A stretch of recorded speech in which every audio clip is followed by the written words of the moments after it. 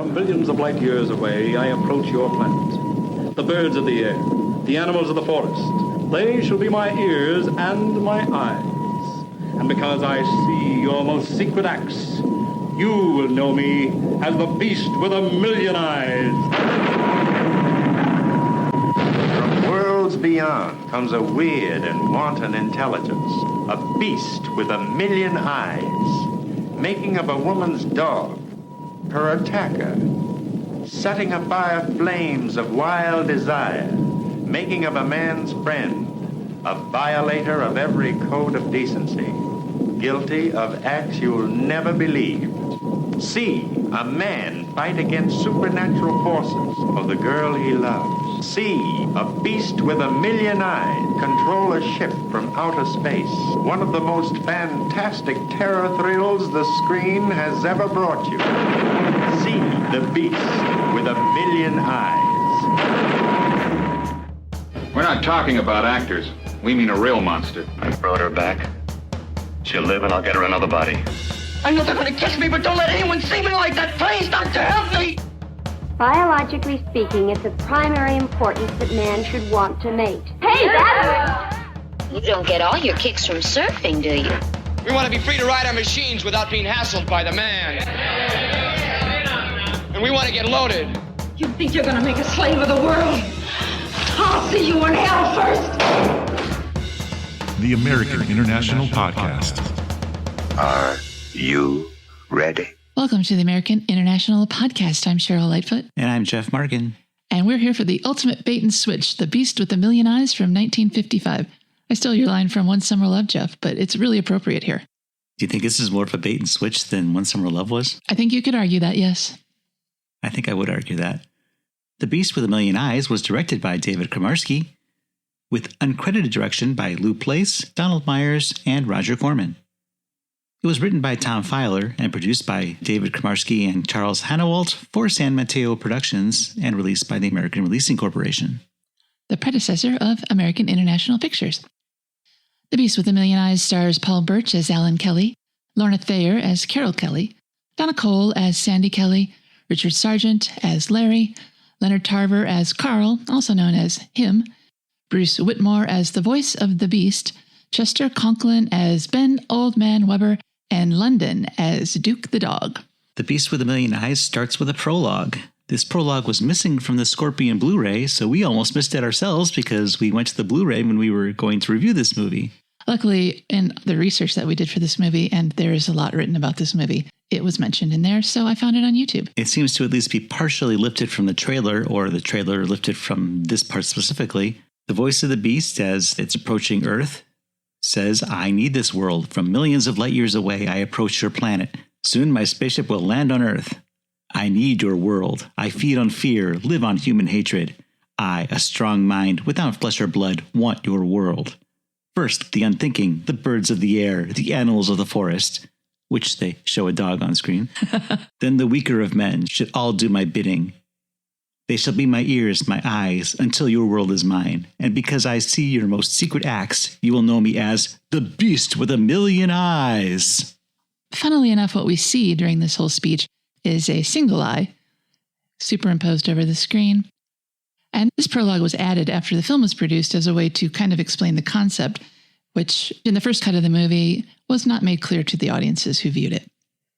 Now we see a neat credit sequence over some imaginative art showing desert flora with more eyes than you might expect.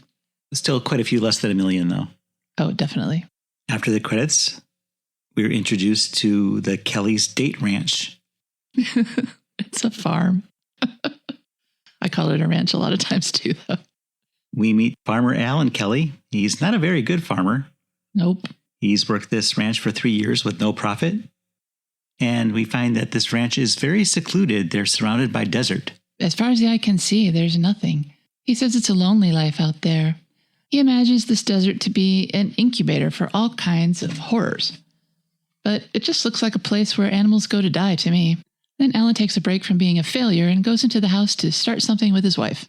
He tells his wife, Carol, that they have saved enough money to send their daughter, Sandy, to college in the fall. But Carol doesn't want Sandy to go to college. Carol is resenting the opportunities that her daughter will have. that Carol has never had herself. And she's here stuck on the failing date farm. With her husband, the failure.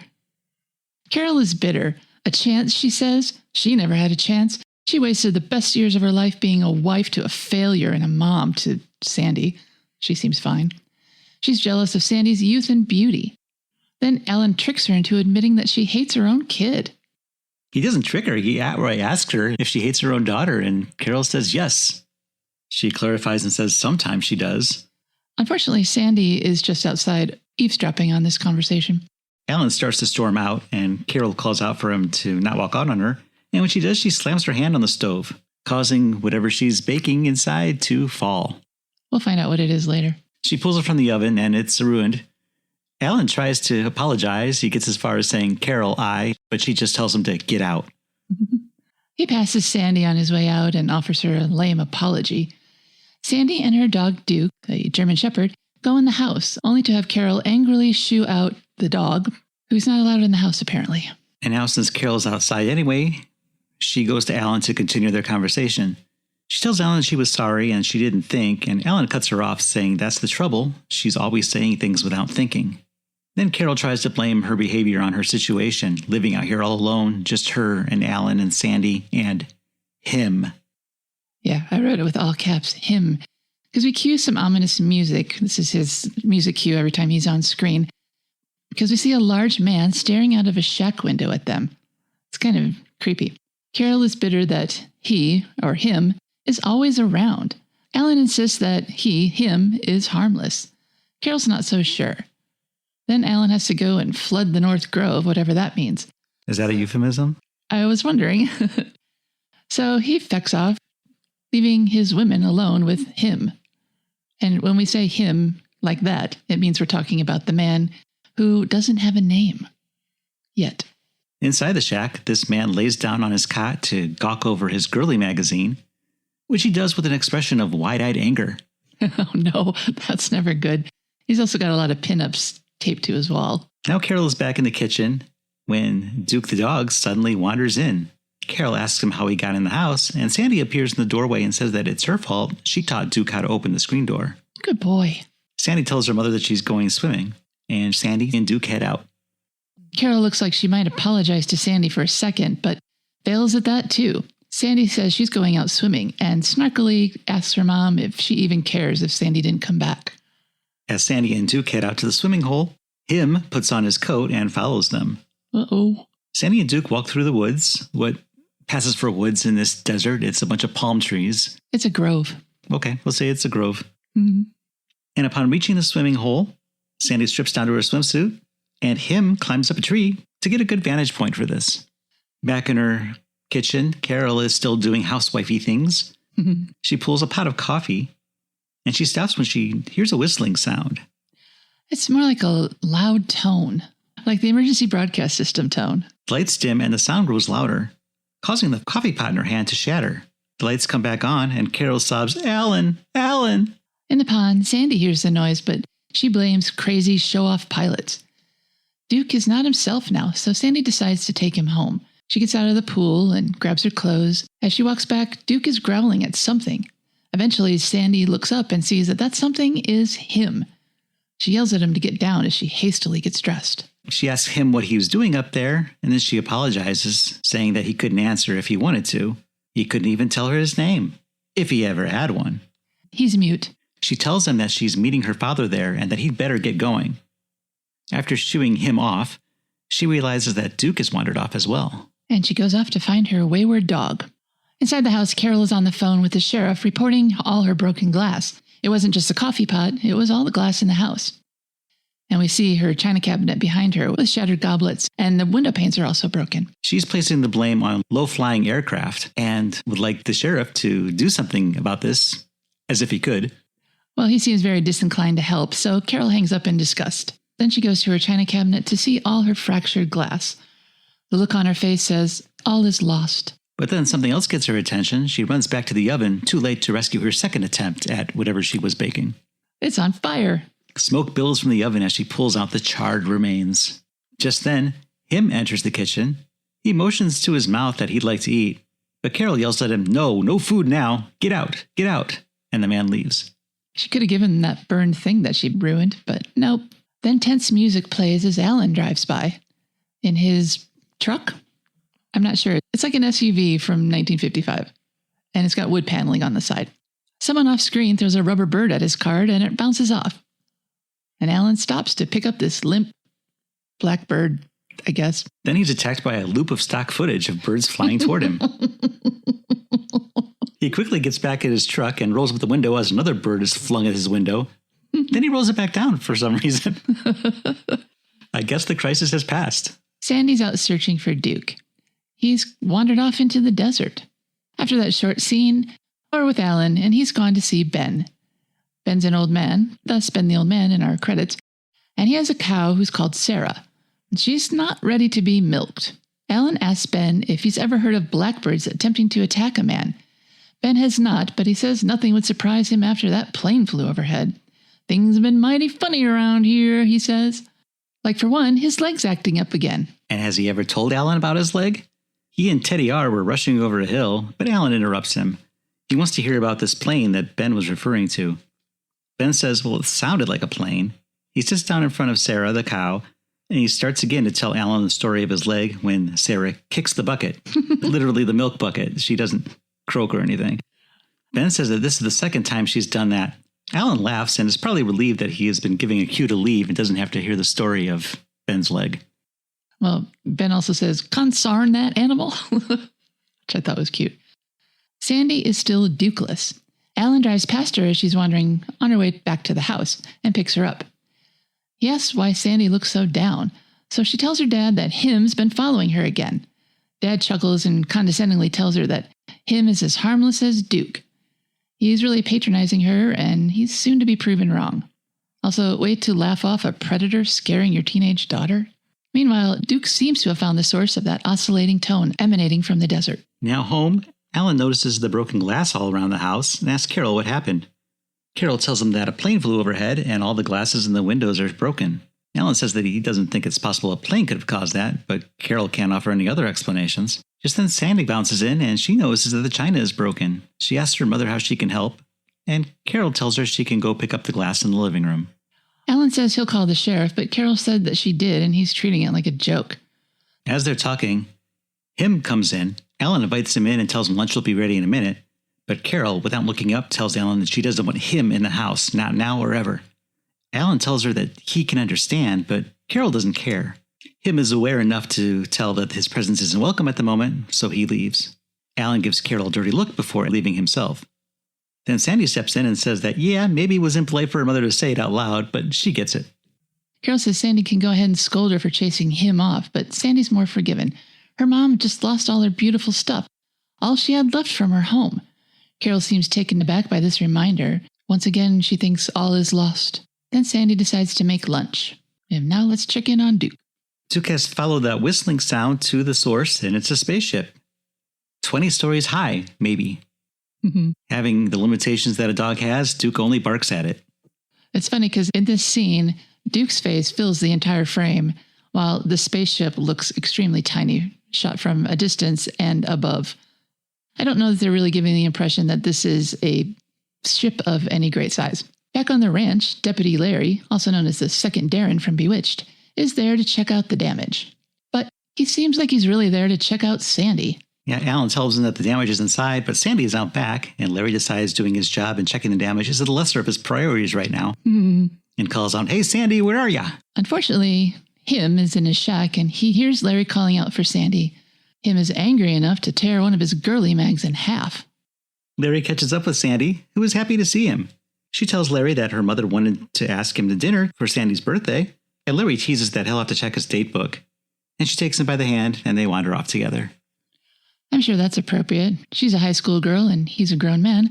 Sandy and Larry pass by Him, who is now holding an axe. Sandy explains to Larry that no one knows his name, so they just call him Him, and that her father wants him around. Sandy politely doesn't add, but we don't. Him glares angrily at the couple as they traipse off, and then Him starts hacking at some firewood, rather carelessly, I think. Inside the house, Larry is inspecting the damage. He says it's hard to believe this was caused by a plane, and Carol says maybe it wasn't a plane, but if whatever it was flies over again, they won't have a glass to drink out of. It's decided that that's a bridge they'll cross when they come to it. Larry and Sandy go out to his car. Sandy says she can't wait to get her hands on that siren. Alan says, ouch, my aching ears, and then the car pulls out and the siren blares. Sandy seems too much like a little kid to be dating a grown man. Alan and Carol see them off. Then Alan gets in the car. He's going to town. He's got to pick up a package for Carol at the Emporium and do some other errands. Then Him's ominous music cue plays. Him throws his axe as Larry and Sandy drive off, and then Him wanders back into his shed to angrily stare at the remains of his magazine. Carol's in the kitchen when she hears Duke's whimper outside. She goes to check on him. I guess all is forgiven. But Duke seems a bit touched. He snarls at Carol, and Carol runs inside. He leaps at her, kind of. Yeah, it doesn't look that threatening, but we got to go with it. It seems she might be overreacting, but I guess she's not. Well, it's in the script. She runs back in through the front door, the one that Sandy taught Duke how to open, and grabs a rifle. From the kitchen, she sees the front door start to swing open, so she fires the shotgun a little too early. Duke hasn't even gotten his head through yet. Carol throws down the shotgun and runs out the back door as Duke comes into the house through the living room and into the kitchen. Duke finds the kitchen is empty. Carol runs to the shack and pounds on the door, trying to get him to answer, but he doesn't. Can you blame him? She told him she never wanted him in the house again. Yeah, tough beans, lady. So she grabs that axe and goes into the woodshed. Duke follows her. Him finally comes out of the shack. From off screen, we hear Carol screaming shrilly.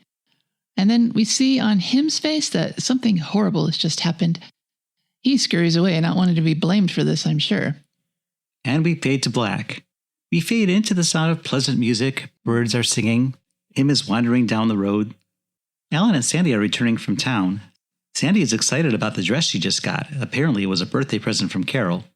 Sandy gathers up all the packages from her shopping expedition, and Alan wonders why the house is dark. Yeah, it's dusk now. Alan goes inside ahead of Sandy and calls out to Carol. Carol says dully that she's there.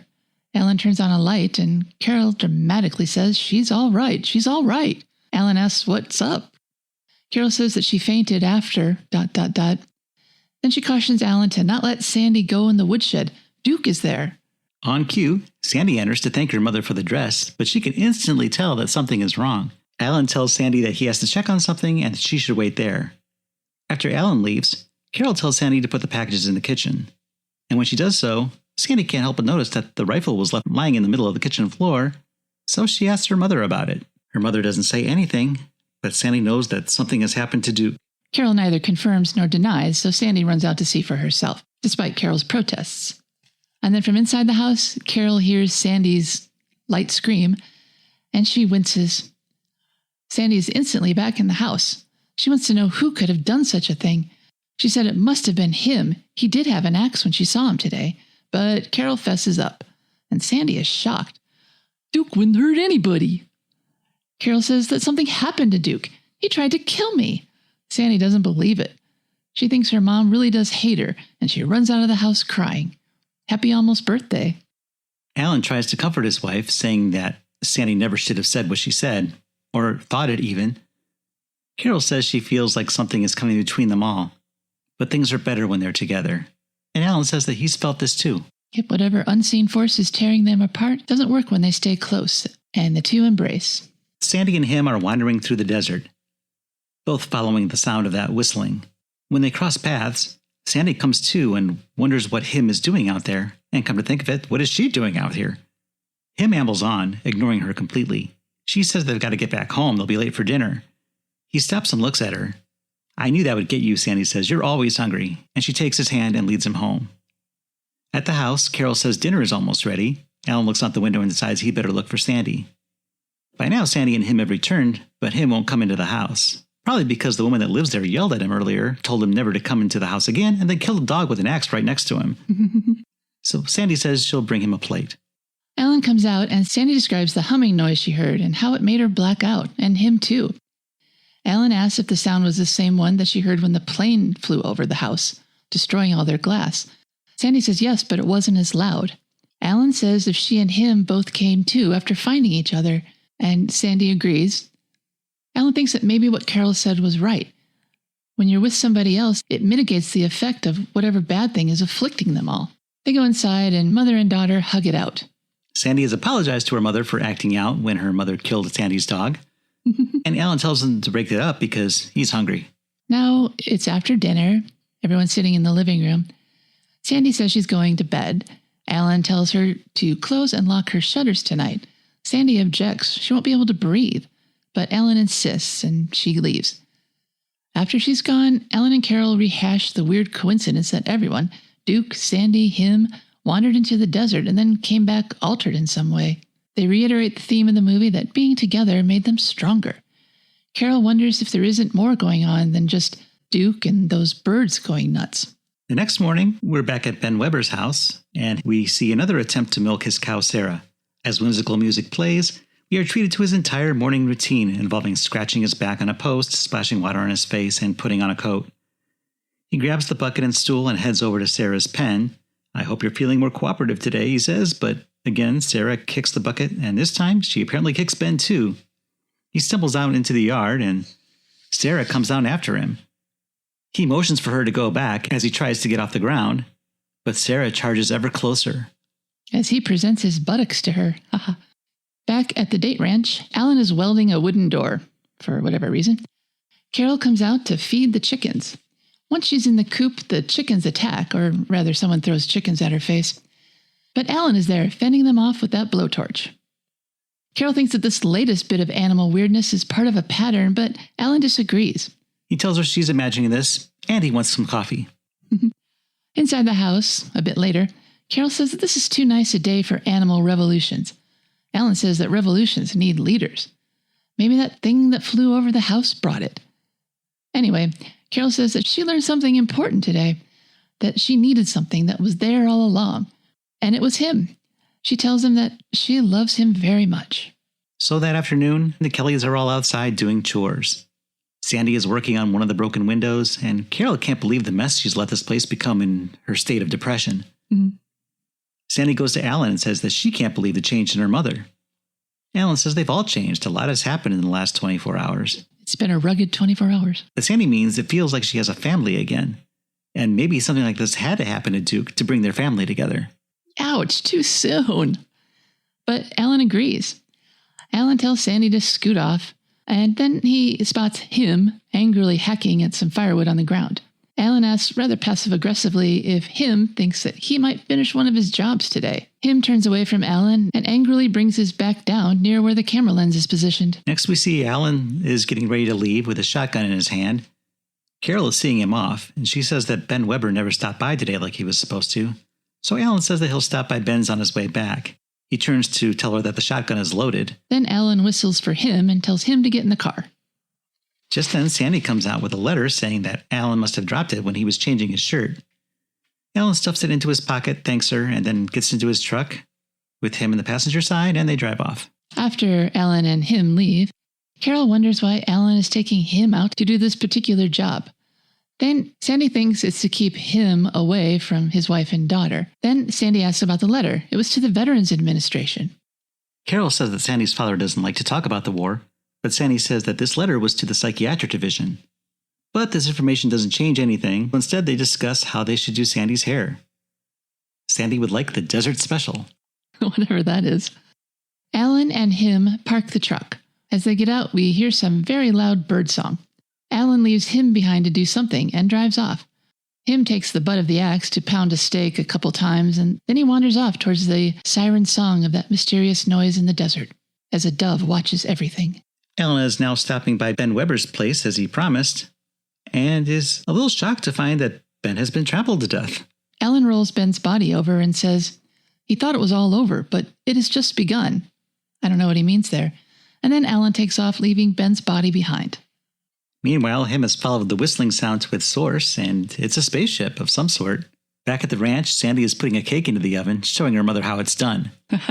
Carol looks out the window and asks if that's Ben Weber's cow she sees running through their yard.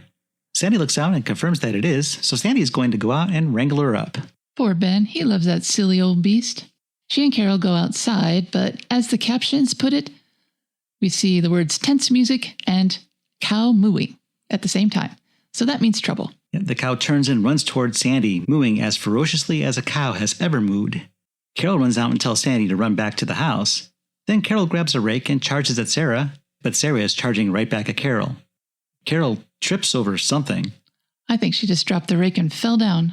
And as Sarah approaches, Carol screams when a shot rings out. The cow freezes.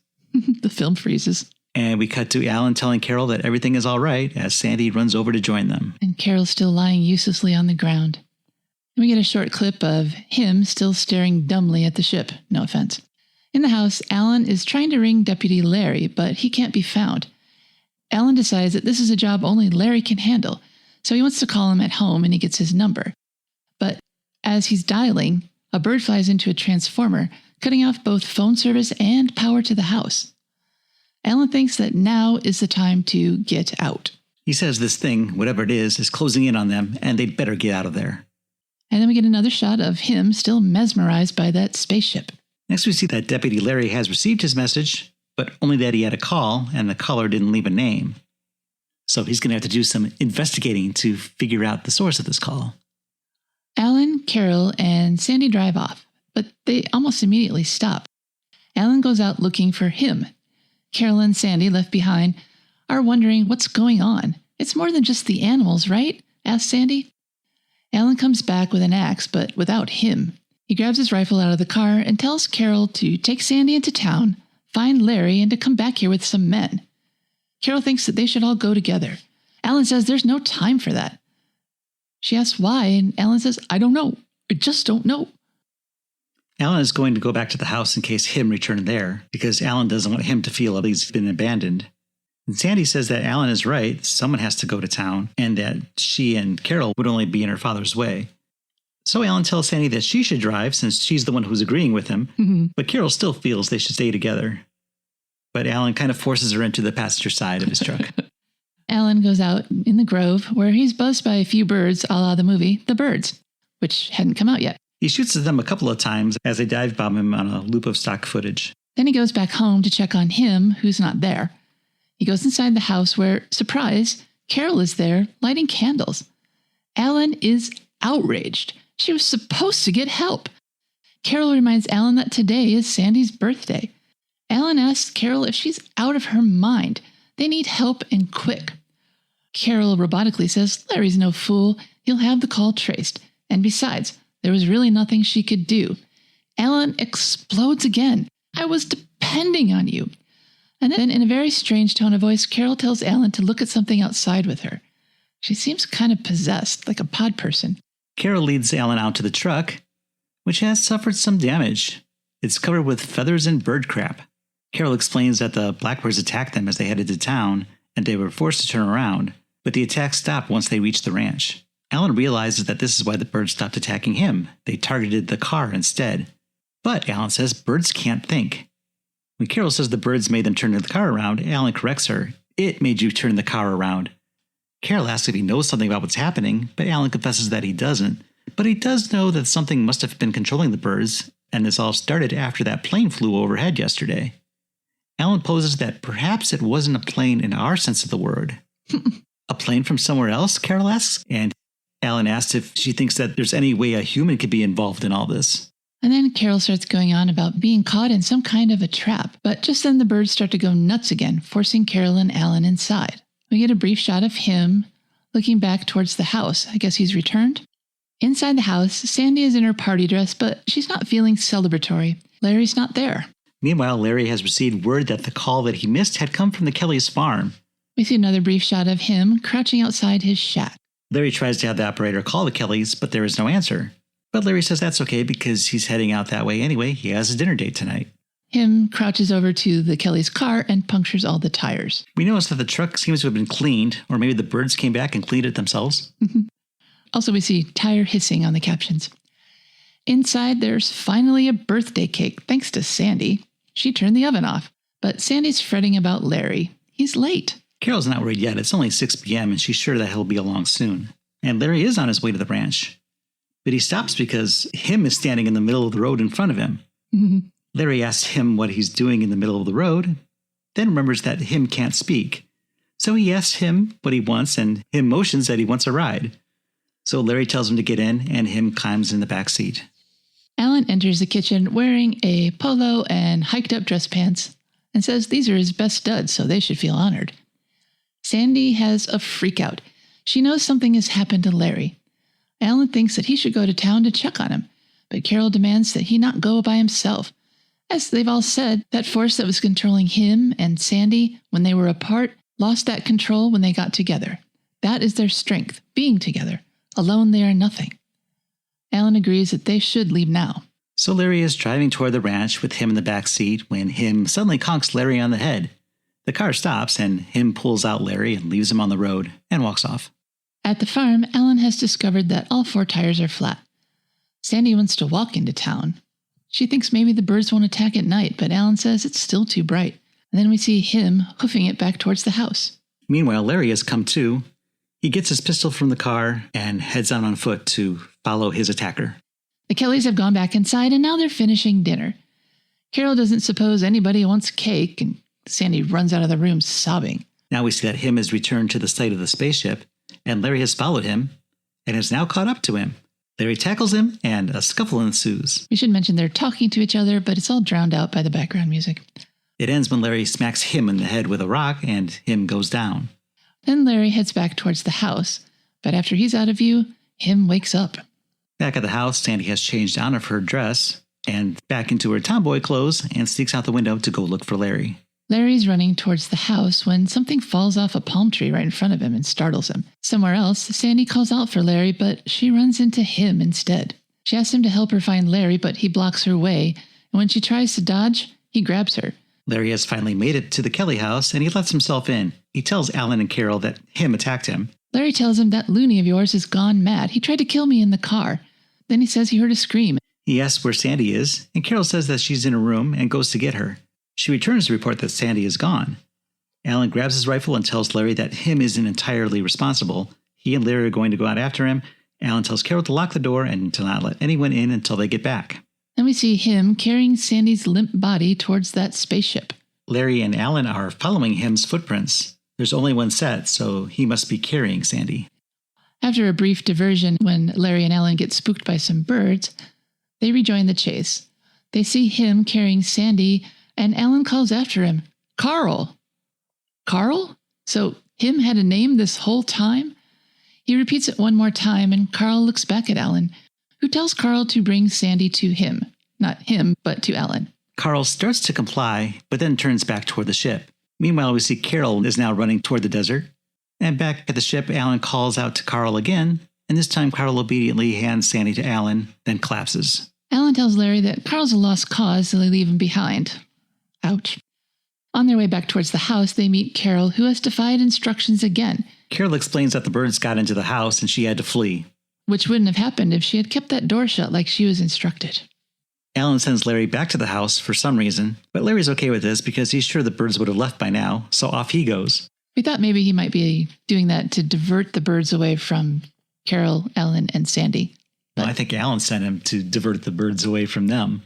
Alan snaps Sandy out of her stupor. He tells her that only together can they fight the mind control. Sandy robotically says, "Yes, Dad," and then collapses again. Carol's worried, but Alan says it's okay now. He understands something about this creature, something it doesn't want them to know. He says the birds just attacked Larry. And you let it happen, says Carol. But Alan says it's all right, Larry can take care of himself. But there's something else. Alan was able to get through to him at the last minute, so he believes that together they can help Sandy. He says they have something even stronger than their brains. But before he can go on, it's time for a direct transmission from the beast. He beams a message out, not with his voice, but with his mind. He has some secrets too. And the beast has an offer he thinks that Alan and Carol can't refuse. Their lives for Sandy's. Carol's surprised that her mind's getting this transmission too, as are we. The beast says that he wants Sandy and he will let Alan and Carol live in exchange for her. But Alan says no deal. So the beast increases the whistle tone, which seems to put Sandy in a great deal of pain. And he says he can continue this torture if they don't comply. Then the beast explains the why of it all. He needs Sandy on their planet. Their race is beginning to die out. They have no material form of their own, so they must use those that do have bodies. They feed on brains, but those brains don't last long, so they need a bigger supply. Emissaries have been sent to many planets, but this world is very much like theirs, even though theirs is a dark world. The beast says that their race's power derives from hate and madness, and it was easy to control the dumb animals through whose eyes it observed human beings. But the humans here seem to have some power that allows them to evade him. And even the one human he was able to control completely, the one who was sick, defied him in his final moments. Alan explains that he was a victim of one of Earth's wars and that part of his brain had been removed. Carol looks really shocked to hear this for the first time. Why hadn't Alan mentioned any of this before? Alan says that he was in Alan's unit and what happened was his fault, so Alan felt responsible and took care of him, but not so much that he was ever going to tell anyone Carl's name. The beast goes on to say that he can feel the power growing ever stronger in the woman. She was the weakest at first, but even now she's growing stronger. Good for you, Carol. And Alan realizes that this is why the beast wants Sandy. It wants to study her and to figure out the source of this power. The beast says, yeah, they'll do experiments on her, learn her secret, and then return. But Alan makes all this unnecessary by telling the beast that the secret is love. Not that the beast would understand. Carol claims that they'll never find one of us alone. The beast still thinks their love is a weakness, but then says his ship is going to blast off at first light, and he wants them to bring Sandy to him now. Alan says no, so the beast sends out its whistle tone again, and Sandy screams. Alan tells Carol to bring the rifle. They're going to that crater. Alone, asks Carol. Alan says, the beast is alone. We aren't. And this way they'll be close enough to fight it. He says that Sandy is a part of them, and that the beast can't destroy her without destroying them, probably. Well, there's only one way to find out. So here goes nothing. They approach the ship. The beast is pleased to see them, but Alan is still insisting that they're the strong ones. Oh yeah, says the beast, scrambling Sandy's brains again. And then we get the money shot for this whole movie. A door opens in the little spaceship, and we see a puppet. We see what we can because there's a superimposed eyeball over the shot the entire time it's on screen. Yeah, boo. But it apparently points a little ray gun at them and then keels over dead for no apparent reason. What a disappointment. Well, Carol screams when she sees that thing that came out of the spaceship, but once it's dispatched, Alan declares it dead, and then they all scurry away because that rocket's lifting off now. Then Larry returns to take over holding Sandy upright. Carol tries to make sense of everything that just happened, and Alan sums it up the best that he can. He says that entity was the last of its kind, or it's one of many looking for a new world. Didn't really clear that up for us. Alan says that he hopes that the brain was dead when the creature took off. If not, where might that consciousness have gone? It couldn't have gone on the rocket because the creature that it rode in on was dead, and it would need a body to survive. Just then, Sandy points out a rat. Alan reaches for his rifle, but Sandy stops him, pointing to the sky, and an eagle swoops down and carries the rat off. Alan raises his rifle, but this time Carol stops him from shooting. She says, have you ever seen an eagle around here before? Alan wonders what the heck that has to do with anything. But Carol says, where do eagles come from? Why here? Why now? Why did the creature die? Alan responds, why do men have souls? And Carol says if she understood that, she'd be more than human. She'd be ...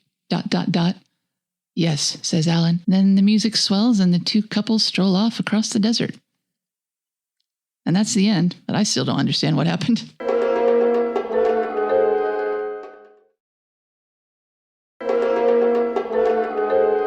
Welcome back to the American International Podcast, where we are talking about The Beast with a Million Eyes from 1955. The Beast with a Million Eyes was based on a script with a more appropriate title of The Unseen by Tom Filer.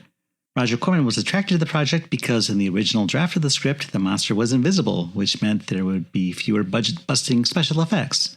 Executive producer Sam Arkoff insisted on a visible monster and spaceship, but there was very little in the budget to realize these effects. Corman's original idea was an alien that was an ethereal force incapable of being seen. In April of 1955, it was announced in Variety that the film would be the first for Pacemaker Productions, a new company formed by Roger Corman. However, San Mateo Productions is credited by contemporary sources as a production company. To circumvent union rules, it would be produced and directed by David Kramarsky, Corman's former aide, and Corman would executive produce. American Releasing Corporation executive James Nicholson dreamed up the picture's title and an ad campaign featuring key art of a beast with a million eyes, after which the script was written. Well, not quite a million, but a lot more than were in the movie. Albert Callis, who was the poster designer for ARC and later AIP, is quoted as saying, "Jim Nicholson and I would make up most of the titles and decide what the approach for the advertising should be. Then I would design the campaign and we'd show the layouts to theater owners." Nicholson felt that since the creature could see through the eyes of the people and animals it possessed, that the new title of the film, once called The Unseen, might be misleading, but it wasn't an out-and-out lie, even if the poster was. According to ARC and AIP head Samuel Arkoff, Roger Corman's contract called for 3 films on a budget of $100,000 to be split between them. By the time they were making The Beast with a Million Eyes, the last film in the series, Corman only had about $30,000 left, so Arkoff signed off on shooting the picture non-union in Palm Springs. But it was actually shot on location at O'Rourke's Date Ranch in Coachella Valley, California. But, according to Roger Corman, quote, "The Beast with a Million Eyes was a picture for which I put up the money. David Kramarsky produced it as my assistant. Dave felt he could make the picture for a very small amount, which he did. I did read the script and had some approval as to what was going on," unquote. As we said, The Beast with a Million Eyes was going to work as a non-union project, and Lou Place was set to direct. But after one day's filming, the union threatened to shut down the production unless everyone signed with the guild. With production running overtime, Roger Corman took over the film's directing chores and replaced the cinematographer with Floyd Crosby, but Corman took no official screen credit. Dave Kramarsky is quoted as saying, "Roger took over the picture. He fired our photographer and brought in Floyd Crosby. They shot 48 pages of interiors in 2 days at this little studio Lou Place had rented on La Cienega. The special effects looked so terrible that I asked the lab to print the scenes darker, but they didn't." Corman told Crosby, "I don't care if the mic is in the shot or not. Let's just finish this thing." One-take wonder. Sam Arkoff said, quote, "Most of the stuff that we did was original. Why? Because they had to be in order to fit the concept which had already been set. You had the title, the concept, or the artwork. Then you did the script, and you had to follow the title, the concept, or the artwork. And it had to be made for a price." When the lights came up after a screening for distributors, the room was silent. Distributors wanted to know what happened to the monster depicted in the promotional artwork. Joe Levine, ARC's Boston distributor, is said to have offered ARC $100,000 to keep the title and the advertising and burn the film. And he's said to have offered them $200,000 to make a new film in color. But this may be apocryphal, though, as it's really hard to imagine Arkoff saying no to that much cash.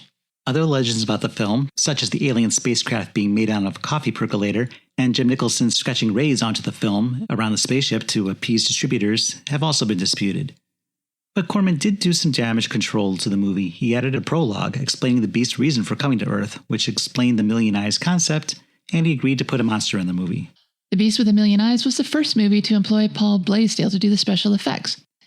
Paul Blaisdell said, quote, "Forrest J. Ackerman was doing an article for Spaceway magazine and I was doing the illustrations for it. Roger Corman contacted Forey, looking for someone to make the monster. He initially requested Ray Harryhausen before determining his budget couldn't cover someone who charged $10,000 a tentacle. Forey just looked around in a wild flap to find someone who could do a monster for this picture, so I told him, okay, I'd give it a whack." Forey and Jim Nicholson were both science fiction buffs and had known each other since high school, when Jim had joined his sci-fi club. Corman offered Blaisdell $200 to make a beast, but Blaisdell balked at the sum, which would barely cover materials. So Corman added another $200 and Blaisdell got to work. Blaisdell's concept was that this beast was the slave of the beast of the title, which had no corporeal presence, and thus couldn't pilot a spaceship. Since the slave beast would only be seen on board this ship, not interacting with the cast, he could make a miniature model about 1/4 life size or 18 inches tall.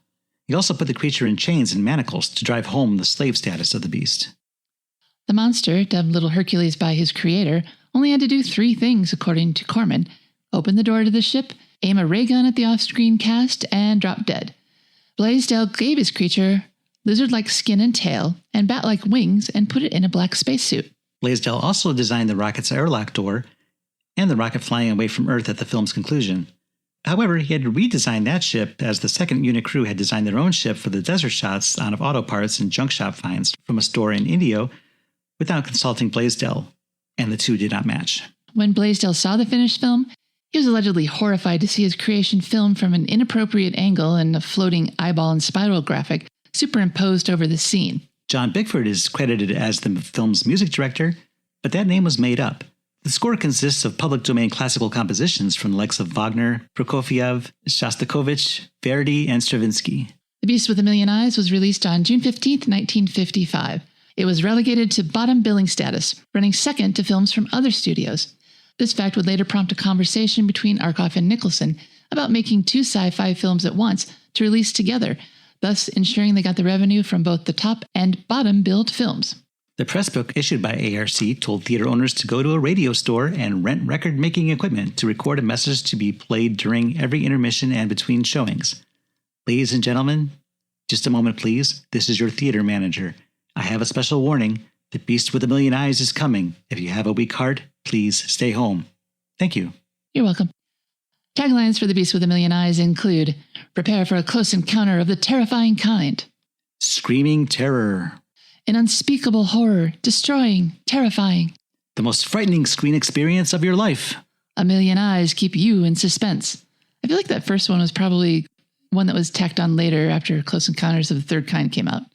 Perhaps for a VHS release? At a preview screening of the finished film, audiences were given comment cards. According to the book Rock and Roll Monsters by Bruce G. Hallenbeck, responses include, television is better, and fumigate the theater. Harsh. Variety called the film, quote, a tedious science fictioneer for the less discriminating program spots, and warned that the film's premise became lost in a maze of drawn-out situations and tiresome dialogue, which leads to a confusing wind-up not likely to be readily understood by general audiences. Not a contemporary review, but Leonard Maltin called The Beast with a Million Eyes imaginative, though poorly executed sci-fi melodrama with desert setting. A group of people is forced to confront an alien that can control an unlimited number of animal hosts, hence the title. In its lifetime, The Beast with a Million Eyes made $100,000 at the box office. So this certainly was a movie, Jeff. Why don't we talk about how we feel about it?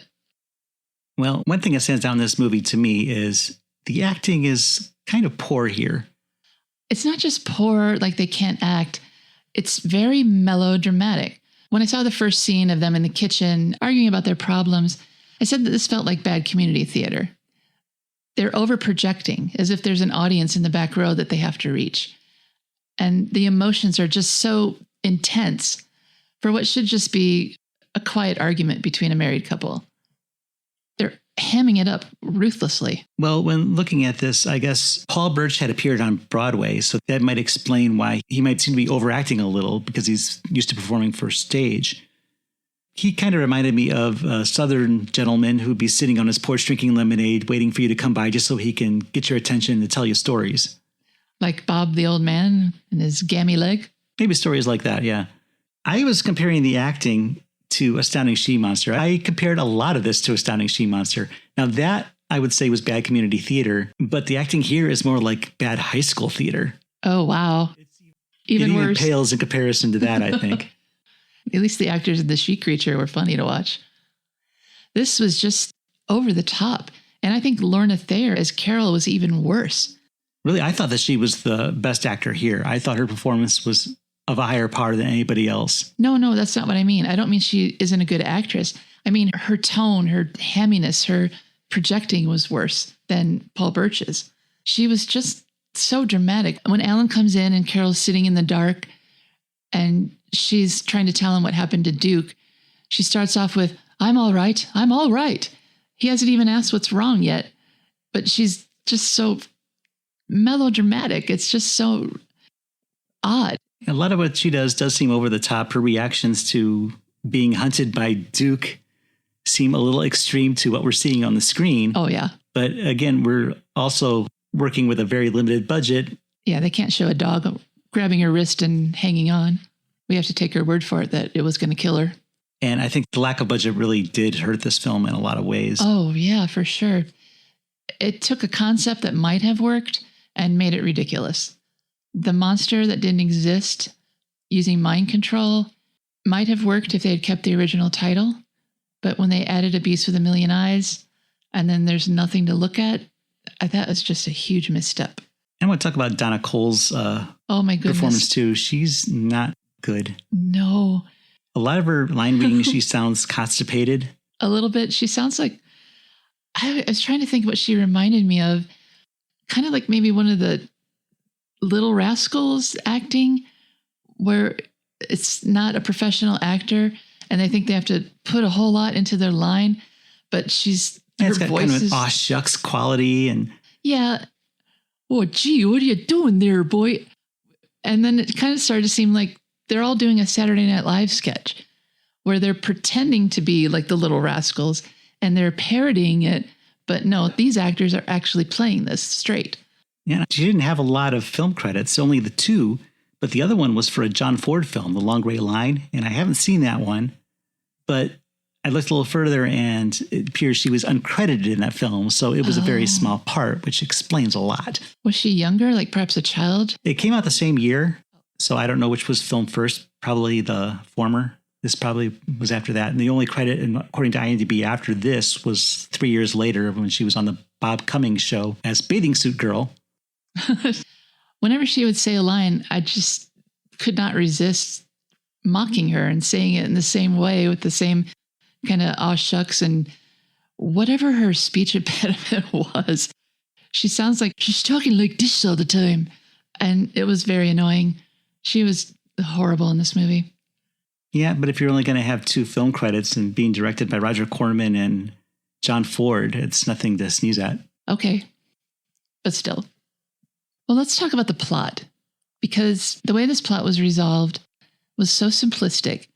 Oh, we have to be together. We love each other. We're a family unit and we don't separate. And it's so cheesy. And it just didn't really seem like a solution.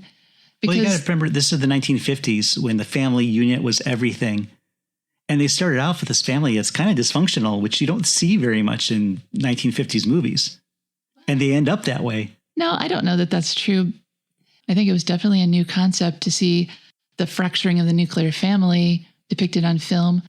Not something that most movies would dare to do. But it's just such a simple message. And this beast should have been more of a threat. It basically just fecked off home with no objection after the family said, no, you can't take our daughter. It could have taken over their minds. If it could take over anyone's mind, why didn't it take over Sandy and make her come in the ship? Well, the rocket was pre-programmed to lift off, so there wasn't anything they could do about that except try to get the Kellys to hurry. But they also would have had to explain how she was going to fit on that thing. I know. She never could have crawled in that little door. That puppet was only 18 inches tall. It wasn't 20 stories high. It was maybe 3 feet tops. And that's a generous estimate. When Carl, was standing next to it, they were the same height. Well, if they wanted to convey this was 20 stories high, they definitely didn't photograph it right. You don't photograph it from a high angle. No. I tried to think this through. So what are the filmmakers thinking? Okay, they don't want to have something 20 stories high in the middle of the desert because people would see it from miles away. Right. So they put it in a really big crater. So trying to look at it from their standpoint, okay, are we looking down at a crater that's 20 stories deep? Mm-hmm. And this is what we see, but we wouldn't see as much of the ship that we would see if that were the case, because we would just see the top of it. Why did we get the idea it was 20 stories tall? I think we read it somewhere. Yeah, I don't think they say it within the movie itself. But in order for us to consider this a viable threat, and, well, Paul Blaisdell did say that his figure was a quarter life size. So if you figured this spaceship is supposed to be a quarter life size too, then it would really be 4 times the size of a man at least. So maybe not 20 stories, but... Blaisdell was under the impression it was a lot bigger. Right, 4 Carls anyway, tall. And it looked bigger when it was blasting off, which was his effect shot. Right. And I think maybe it was because it was rushed.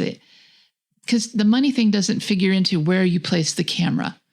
You can get down in that ditch and you could shoot up at this spaceship and make it appear like it's something more stately and imposing than it is. And the actors, they're either standing at the edge of the crater, which is a hole in the ground, right, and looking down at it, or they're next to it and looking straight ahead. Because it's the same size. If they're going to go down to the crater, they need to be looking up. And that would convey a bigger size than what we're actually dealing with. Right. And they'd have to do a perspective shot where they make it look like it's a smaller person standing next to an object that it's the same size as, which is something that anybody could do. You just have to figure out your angles. They just didn't bother. And there's a lot of that in this movie. Every time that Sarah the cow is on a rampage, it's not well edited, but I don't know that I can blame the editing because you can only work with the footage that's shot. Right. They sped it up, I think, to make it look seems like she's running. Did the best that they could, cutting away between people on the ground and waving for the cow to go back. Well, the cow is kind of lumbering apparently toward to whoever's on the ground. What was funny is the kill shot was just a freeze frame of the cow. And it made me think of Animal House when they shoot the horse. Well, he didn't shoot the horse. Steven first shoots the ceiling and the horse has a heart attack. Okay, when they startle the horse and it dies and they just freeze the frame, it just reminded me of that. And that's hilarious. And yeah, I have to wonder if John Landis was maybe paying tribute to that when he did Animal House. Could be. That moment in The Beast with a Million Eyes. The frozen cow moment. This movie was either confusing or silly or boring. It's really hard to love this movie. Well, this is ARC's first science fiction film. So they hadn't really got their legs under them yet when it came to making good sci-fi or passable sci-fi. Yeah, I'm going to jump back to the editing because this film could be a masterclass on how not to edit for suspense. Because they use a similar technique when Carl from the backseat bonks Larry over the head when he's driving. Yeah. We cut away. We hear the car screech to a halt. Then we go back and Larry's already on the ground. Well, we see him get hit. But then the car stopping is off screen. Because they pull the camera away so that it looks like the car is going into the ditch or something. Right. They tried to save it in editing based upon what they have filmed, and they only had the footage they had to work with, and this was what they came up with. Actually, I thought there was one good thing in that scene. It's very dark in the car. There's no lights coming from anywhere. And when Carl's in the back seat and Larry's driving, we don't see him. But then Carl leans forward and his big face gets into this shot. And you can see the look on his face and you know something bad is about to happen. So that was not an editing thing, obviously, but that was shot well. And then, Carl bunks him on the head. Oh, I have to bring up this Carl thing. That is so bothersome. This man is a World War II veteran who sustained a terrible injury at the hands of the man who owns the date farm, who's hosting him because of his guilt. And yet he doesn't tell his wife and daughter this guy's backstory or name. That is so awful. He lets this guy get called by a third-person pronoun for the entire movie before finally revealing, oh yeah, he has a name. Yeah, that is a little dehumanizing. There's a lot dehumanizing. And it's not like I like him or Carl. They made him a super creep that Alan totally brushed off when he was being dangerous towards his wife and daughter. But still, maybe if Alan had given him a name and introduced him to his family, told them what happened and his affliction, and treated him like a real human being, maybe that guy wouldn't have been such a menace. Yeah, you would think, if nothing else, if he didn't share the experience, he would share the name. Right. Because as someone watching the movie, would it have been any less threatening of a character if his name was Carl instead of him? Well, I mean, Carl, come on. Not that threatening. But it's just so odd. And for our note-taking purposes, it would have been nice to write down his name instead of writing down him, and we should have been writing he or his or whatever. You actually said hims at one point when you were doing your recap, and we shouldn't have to do that. We're both very fond of good grammar. And I know we like Paul Blaisdell. We have his biography, and that's where we got some of this information from. And knowing that this was his first creation for ARC, which would later be AIP, it's a credit to ARC for being the first people to hire him to make a monster. But what did you think of his creation for this movie? I think that the slave creature, who is called Little Hercules, is probably one of Blaisdell's best that I've seen. I definitely like it better than Beulah, which is just strange. Of course. And it's probably not on par with the Saucer Men, which are iconic. But from what I've seen, you can't really see it in the film because they had that stupid eyeball superimposed over it. Plus, they didn't give it anything meaningful to do. No, but if you read about it, it seems like it was capable of doing a lot more than it was allowed to do. Right. And it wouldn't have cost any money to let it shoot at the people, let it do something menacing, maybe leap out of the spaceship, and they would have had to do an effect to make it look like it was bigger than it was. But still, to make it more threatening, Carol screams when she sees it, but it doesn't do anything. It's just looking at them. It could have been as much a victim as Sandy was. I will give it credit that it kind of resembles the creature on the poster, at least in the face. Right. Just not as many eyes. Until you get to the eyes on the back and everything. Yeah. So I don't know if that was purposeful or not. Probably not. Probably just a coincidence. But at least they did show a creature in the movie, and it kind of looked like something that was on the poster. It just seemed like a really lame way to technically comport with the title. It's not necessary for the film, and it was really misused. It could have been a cool thing if we'd gotten to see it and if it had gotten to do something. Well, this movie was hurt all along by having the title The Beast with a Million Eyes, because there's no way to convey that on the screen. And even to show this little monster come on at the end that obviously doesn't have a million eyes, and it isn't the beast referred to in the title. Did you hear what happened to the monster after the movie? It went with Forey Ackerman. He kept it until it crumbled to dust in his care. Well, if it hadn't crumbled, I might have been able to see it one day, because I went to some conventions and Forey used to bring stuff. One of the books that I read blamed him for leaving it in the sun and said it was his fault. That sounds like something that might have happened to you. So while The Unseen might have been a better title for what was actually happening on the screen, I can see how that could have been a difficult sell for ARC or any film company to try and sell. How would you make a poster out of a thing that doesn't exist? It would just be a bunch of taglines. You have people staring at a 20-inch tall spaceship and taglines that this is the biggest threat to have ever threatened mankind. One thing that we didn't mention about the poster is that the beast is threatening somebody, but that somebody never appears in the movie. It's a woman in tiny shorts and a bikini top or a bandeau top, and she's cowering away from this many-eyed, fanged beast. So that gives you the impression that there might be something kind of salacious in this movie. There might be some partially nude women that the beast is threatening. And so that's just another disappointment for anybody who went to see the movie based on the poster. And probably for the theaters that pre-booked the film based on the poster. Oh, yeah. They were furious when they saw the original version. And they weren't too much happier at the re-edit. There's another film, I think it was released through United Artists, that is called Invisible Invaders.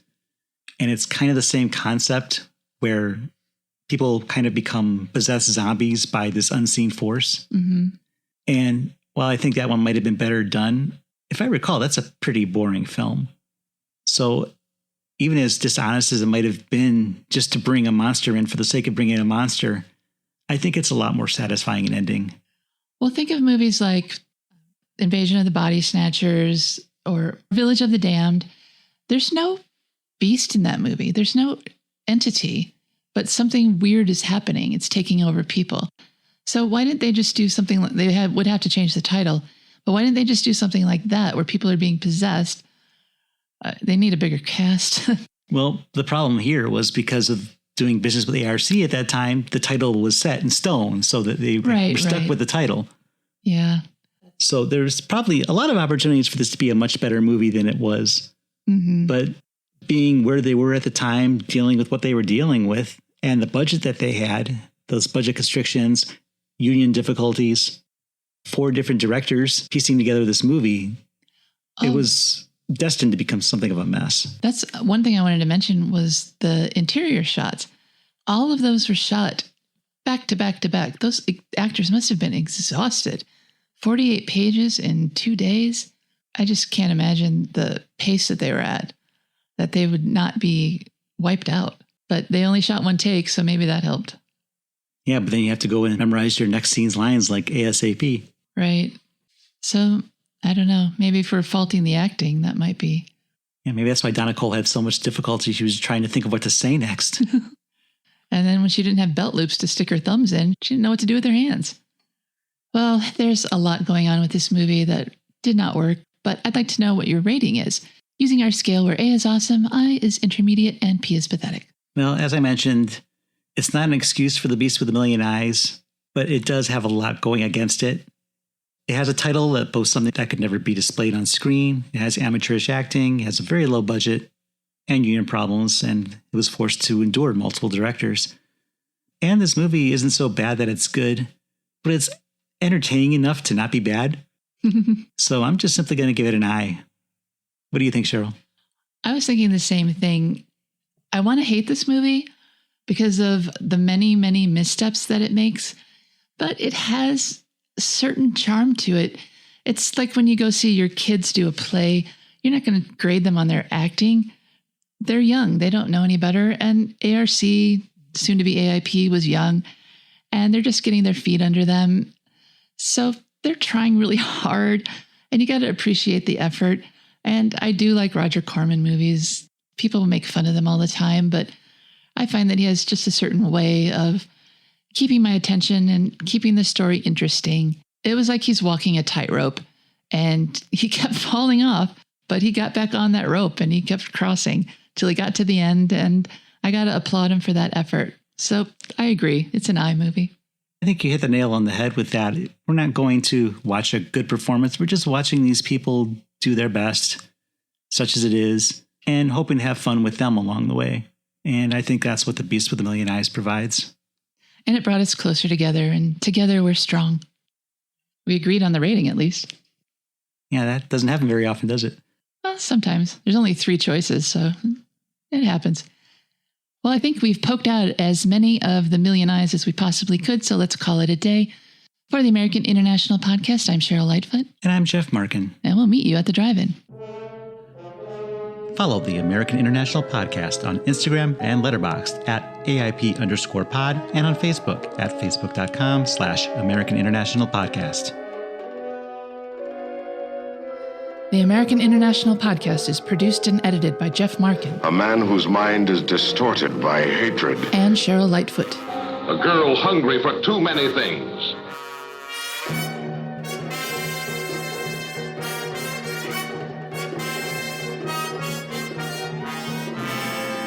The American International Podcast is part of the Pop Culture Entertainment Network.